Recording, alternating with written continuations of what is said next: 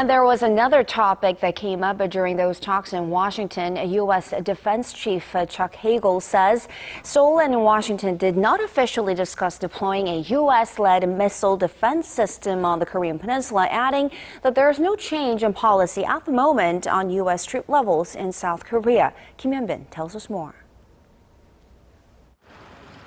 Secretary of Defense Chuck Hagel says the U.S. has no plans to reduce the number of American troops stationed in South Korea.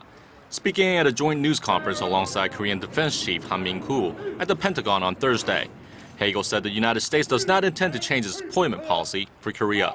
In fact, it's just the opposite. Hagel said Washington wants to adjust and upgrade deployments on a rotational basis.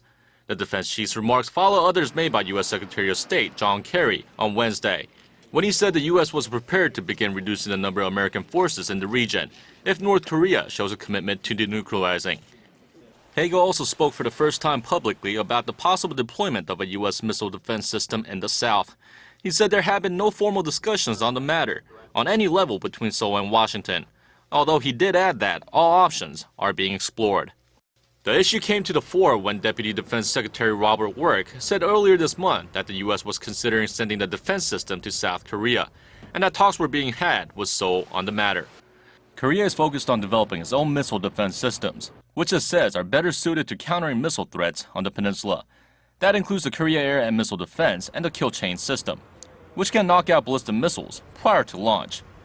It is hoping to put these systems in place by 2023, as they are a key part of the national defense that will be necessary for the OPCON transfer to take place. Hyun-bin, Arirang News.